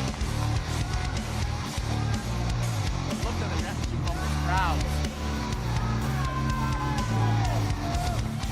I think we have our crowd favourite. You reckon? This championship match. You reckon? See this reaction? I would definitely David, say so. like I said, biased crowd, isn't it? I mean, they pick on me all the time for no reason. No reason. They pick on Kiara for no reason. They pick on Slugger for no reason. All these big fans, the crowd would be copying and pushing the rules. Mafia will do a similar thing in this match. Now as a reminder, whoever wins this bout, Jimmy Jackson waiting in the wings. Oh, yeah. Whoa, what is left of Jimmy Jackson after that match with Cobra earlier? I mean, his back, his chest. Wow. I mean, I went to the back and I had a, bit of confab with Jimmy Jackson. I think it's hurt. Yeah, it counts really badly.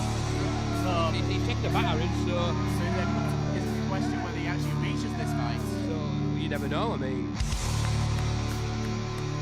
Joe Cobra did battle quite well. But we'll soon find out who's going to face. Will it be David Birch or will it be Gareth Angel?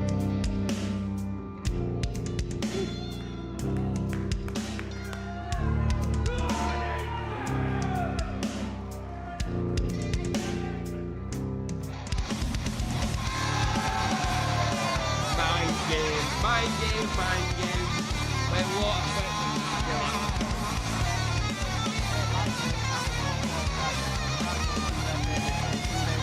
Now, we're trying to get ahead of the Birch over there. Or might be a bit more nasty, you never know. Bit more look up.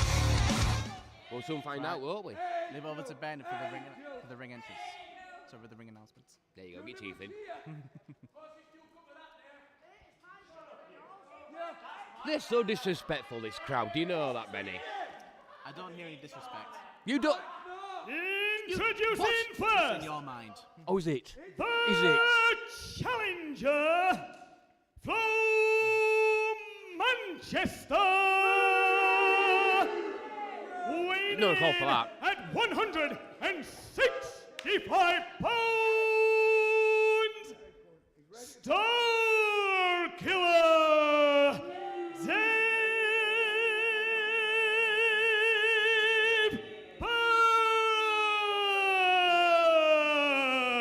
Birch. Will Starkiller live up to his namesake today? Pardon? Will Starkiller live up to his namesake today? Oh, of course he will. Of course he will. And mean, look at him. his Look at the man. opponent, he is the Kingdom Wrestling World Heavyweight Champion from Shipley, weighing in at 206 pounds. Ben's got no voice left He is after the this. guardian of British wrestling. It's a long introduction. And the leader of the Angel champion.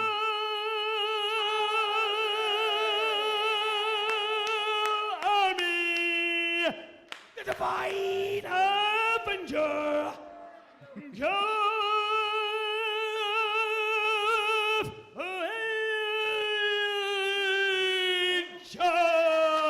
Wow, I'm tired and exhausted after that one, Benny. What are Very you? long introduction for the Wow. champion, but possibly being the champion gives you that sort of benefit.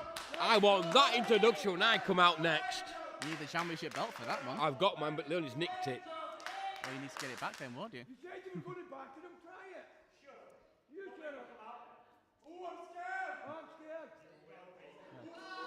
There we go. Gareth Angel, Starkiller, Dave Birch. Let's get it on. For all the marbles, as they say. Oh, the cheap shot. Cheap shot? No, just catch somebody unawares. Just because it's, Star going straight for Gareth Angel. He's wasting no time getting into this fight. It's exactly what he needs to do. You don't want to give Gareth Angel an opening at all. Ooh, the knife edge chop. And the glove. Possibly catching Angel underwears. Oh, no, the reversal straight into the ropes. And the shoulder tackle gets Birch down on the ground. He's back up, possibly stunned. And those forearms straight into the corner, those rights. Giving the crowd exactly what they want. Possibly a mistake from Birch, just jumping gas, just hyping him up. And another chop. Oh! Giving the crowd exactly what they want. One more time and one more chop. Oh, big close line. And a second one. Birch keeps getting back up. Up, and up and over. Cycler being very, very wise there. Get out, dodge. Getting out the ring. He doesn't want any part of our champion. Use a full count to his advantage. That's what he needs to do right now. Take a breather. Don't want to get much of a breather. It's ready. Gareth Angel's He needs to look behind him. He needs to look behind him. Look who's behind you. Oh! So he's trying to escape, but Gareth hot on his heels. What's this? What's this? Oh, wait, you can't get the crowd to join in. What is this? Getting all the assistance from the crowd. See, it's not only. Surely that's illegal. Is that illegal for you? See, not only Angel's got an issue with Starkiller, the entire crowd is all getting involved. Oh, Mr. Righteous Benny. How is that not cheating? Look, weapons. Wow. And you're not even noting this one, are you? Gareth Angel does it. It's all right. Oh, that slap. Trying to get back into this.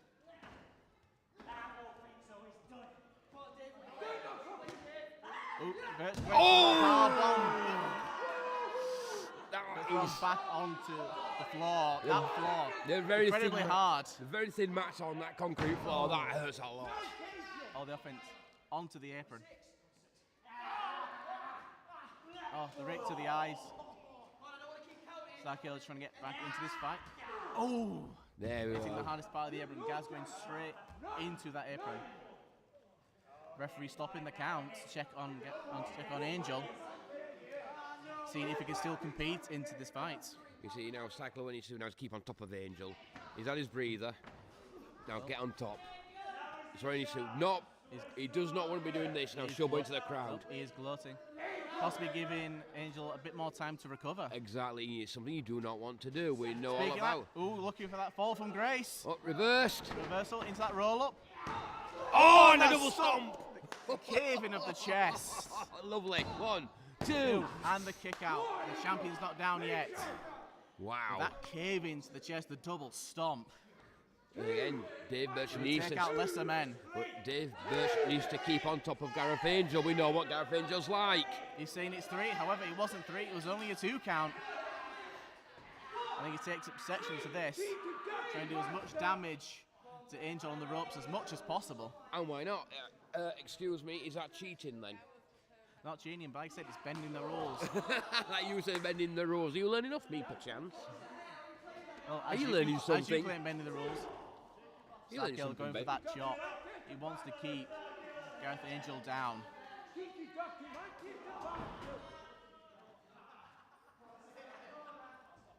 Move for those shots straight in the corner. Throwing Gaz in. Gaz back out. Why counting? What's Dave Birch's plan here? I don't get this. Yeah, he's showboating. I don't get this. He thinks this match is done. He thinks I'm on top here. It doesn't matter. He's got to pin the man or make him submit to win the championship. I don't get this. It's a possible mistake, but it's giving Gaz that bit of breathing room. Exactly. It is a mistake. It's not possible. It is a mistake. I don't get the logic. So how would you do differently here? I would go out there and use my 10 counts, which I could, to take out Angel, roll him into the ring, pin him. 1, 2, 3. Get championship. Go home. Have supper. Oh, the stomp. He's only back in the ring, but not up. He's not giving him a chance to get back into this fight. But yet, he's had a rest as Angel in the outside. You need to keep on top of an opponent, especially like Gareth Angel. I won't say there's too much of a rest. Well, Birch is not giving Gaz enough time to rest. But just keeping that offense on him. I just hope that leaving Gareth Angel for so long outside that ring does not come to haunt Dave Birch now. Oh, another chop straight into the chest. Saying Gareth's chest is probably on fire at this point. Big wind up. Straight into the corner. You see the amount of force required to throw me. You saw the wind up and you saw the launch. Like, how much damage was that done to our champion's back? Quite a lot. Them turnbuckles aren't soft, trust me. No, they are not. But again, all the showboating. Exactly, I don't get this. I don't get this. It's a championship match. I get some showboating, I understand that. But to this extreme. Starkill asking, is this your saviour? Well. I mean, these people definitely think he is. Oh, now you just don't. Bad words to say in a church.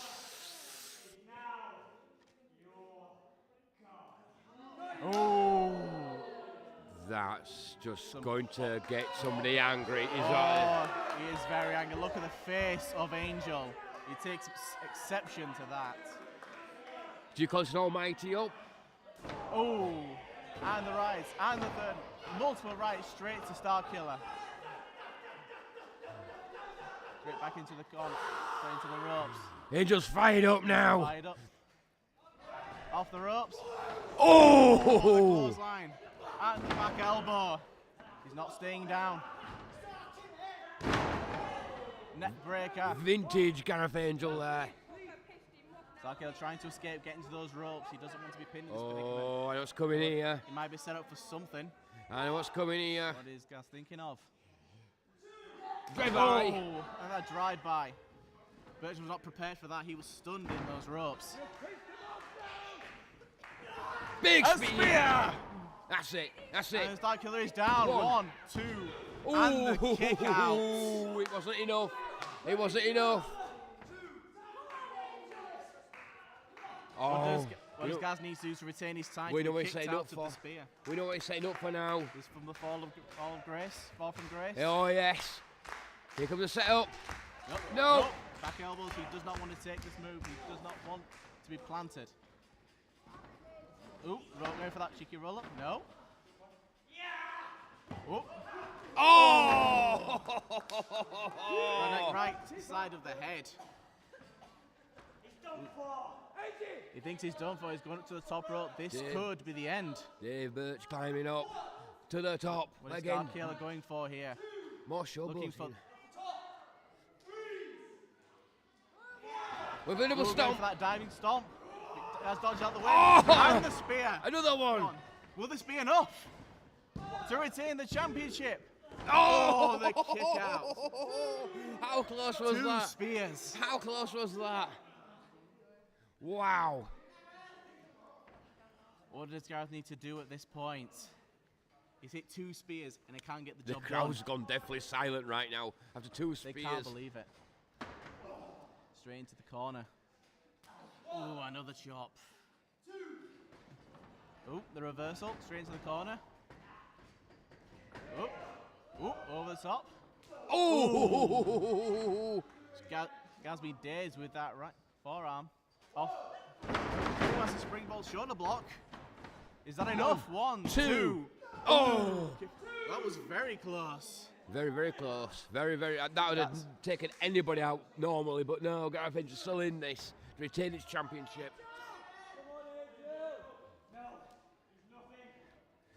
He's nothing. What's Dave thinking now? What's the star killer got planned now?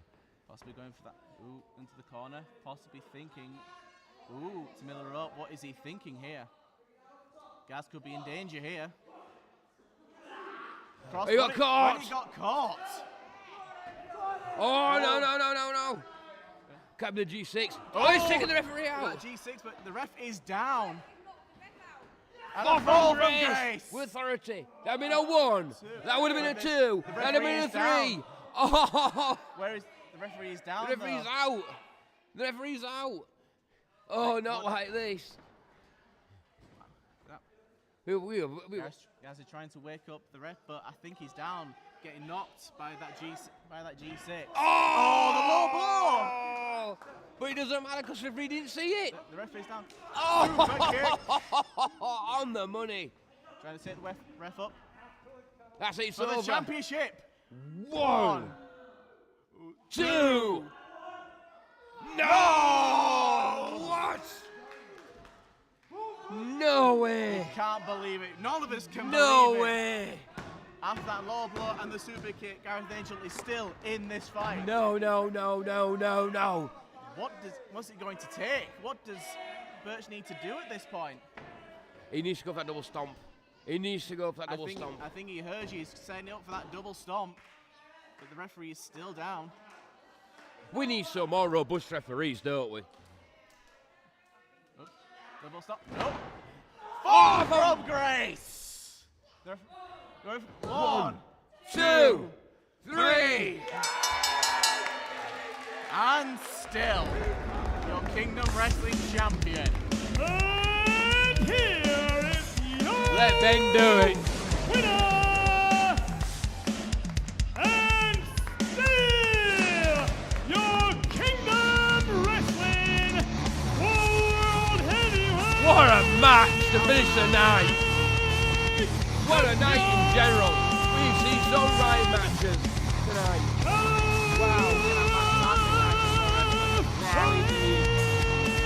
Triple threat, ladies matches, championship matches, we've had it all. Well, we know what's coming up next. Gareth Angel, Jimmy Jackson for the Kingdom Wrestling Championship. What a battle that is going to be. I cannot wait. Them two are no strangers to each other, they're all betting. Wow. What a night. Commiseration to Dave Birch there. Commiseration. May look at the referee being down. Like I said, we need some more robust referees. Jackson here, our number 1 contender. Oh. Does he have some choice words to say to the Look, champion? see, I told you you were in a bad way from after what Joel Cobra did. He must be sore. What's this stare down? What's going on here? It's a handshake. Wow, ladies and gentlemen, lovely handshake. Lots of respect between these two.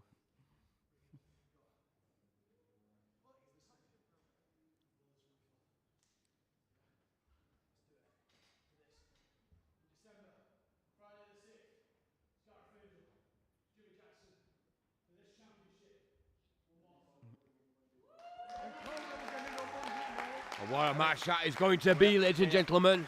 We are all looking forward to that match.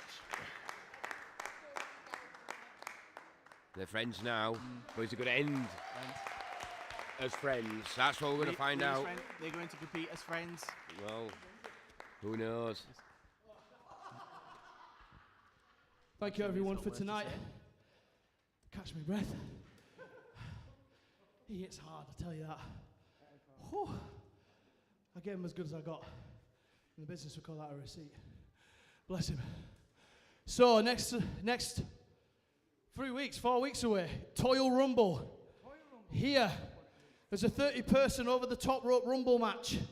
The winner of that match will earn a championship match in January. Could possibly be me. On that card, you've also got Leonie Rose defending the women's championship against Kiara. Yes, Kiara. Who won her match tonight.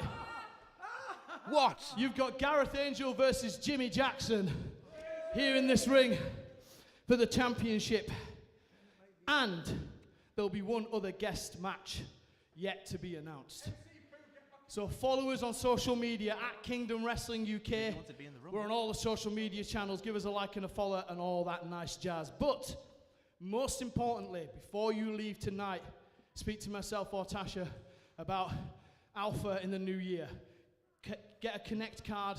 We can get you in touch with people. Add St. Peter's on Facebook, all that stuff. And also, in December, it's called Toil Rumble. It's a play on words because we're having a toy drive and we're asking people who are coming to the event to donate toys that we can take with Hot Tag Foundation into Airedale Hospital for Christmas and to give those sick kids at Christmas some presents and some toys and some wrestling goodness over the Christmas period. So anything you can bring to that, please do. And don't bring your broken toys, Go Benny. to We your know what you're cat room like. sales. Get into Children's nice Society and toys. empty it. There's 2 of them on the high street that can Make sure cope. you leave your coal at home. It's all good. But bring it with you to December. We'll collect it all together and we'll take it to Airedale. Tickets will be on sale already on Kingdom Wrestling's website and through social media. You can get your seats booked now through Skiddle. Thank you everyone for coming. Have a safe journey home. Bless you all. And good night. I've been Old School MC2. I've been Benny. Good night. Good night. And see you in December. Class dismissed.